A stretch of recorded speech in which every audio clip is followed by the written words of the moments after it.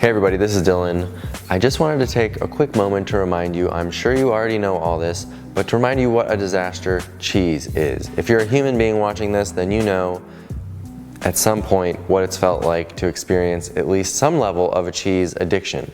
And it's really easy to explain that. One, our taste buds and our minds and everything are evolved to seek as calorie-dense food as possible. It's why we find that it tastes good to eat calorie-dense food.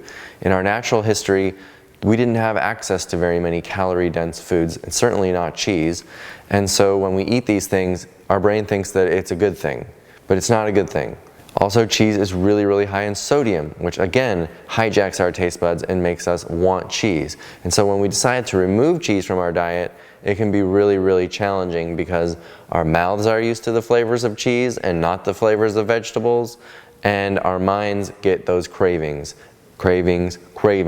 until we've gone enough time without cheese to where those cravings subside, it goes away, and then you would never want to go back to eating cheese again because it's completely disgusting. On top of that, Dr. Neal Barnard discusses in his book, The Cheese Trap, which you should for sure check out, casomorphins that are in cheese, which are a low-level opiate, which causes cheese to be not as addictive as heroin, obviously, but it does make us really desire cheese and really crave cheese and struggle significantly when we're trying to get cheese out of our diets. So it makes perfect sense. The bad thing here is that cheese causes all kinds of problems with our physical body. It makes your blood pressure go up and your cholesterol go up, which leads to chronic illness, heart disease, diabetes, autoimmune disorders, cancer.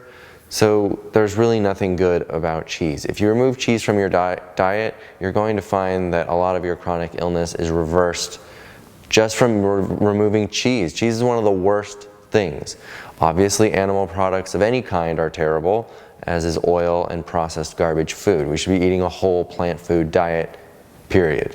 Anyway, we Americans are now eating on average 35 pounds of cheese per year, which if you do the math comes to over 5,000 calories a month from cheese.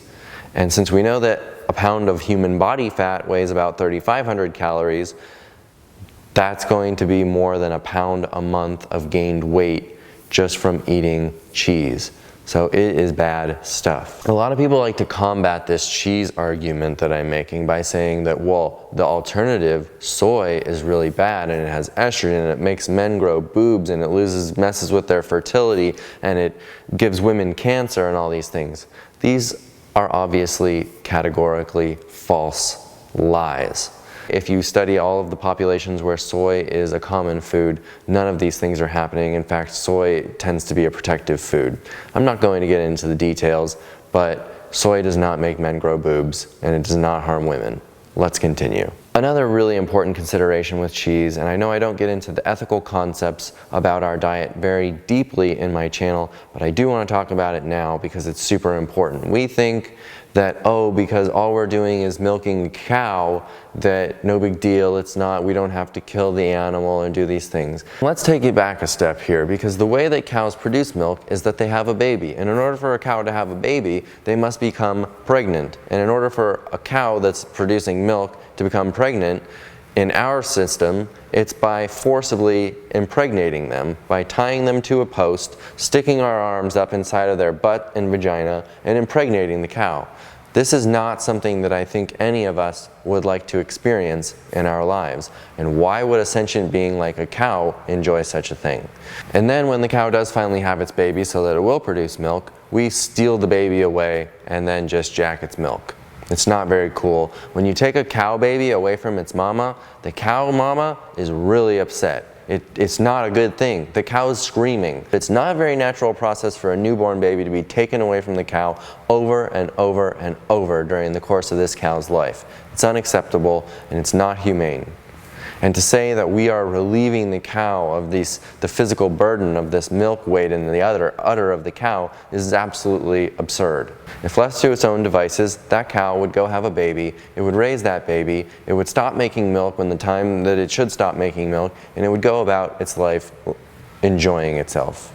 And then on top of all that, after just 4 years on average of a dairy cow giving milk, it becomes inefficient, meaning that The amount of milk we're getting out for the amount of food we're putting in is no longer mathematically sound. So what do we do with the cow? We send it off to slaughter. Oh, and by the way, all of those babies that we're stealing from the mamas, all the boys, they tend to get slaughtered right away for veal. And then the girls, when we're done with mamas, the girls replace their mothers as their mothers go off to slaughter, and then the girls continue the cycle. This is not a humane process. It's completely unethical, and everything that it's doing is terrible for your body anyway. So with that, I encourage you during your own process of realizing that you need to get off of dairy to save your own life, that you also consider the lives saved of these other sentient beings as well. And let's take a moment also to remember the environmental implications of the dairy industry and the animal agriculture industry in general. It takes a lot of space and produces a lot of waste to raise dairy cows.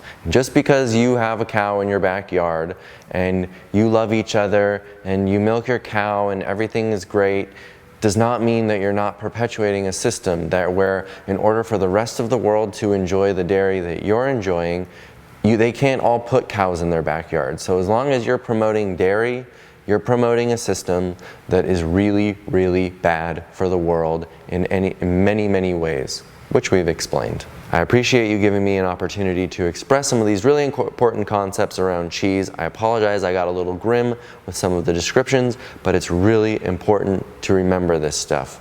I love you anyway, even if you're still eating cheese, but please try to remember these things. I'm all about meeting a person where they are. I'm not going to judge you or criticize you for doing what you're doing as you progress through the important milestones necessary to rid your life of things like cheese.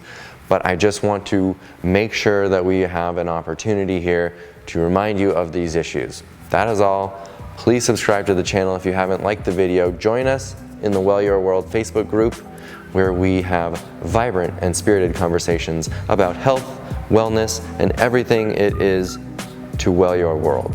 Join me at wellyourworld.com for my live cooking show where we discuss calorie density, social pressure. We're cooking lots of different recipes and meals. We're interacting and building community and having a really good time.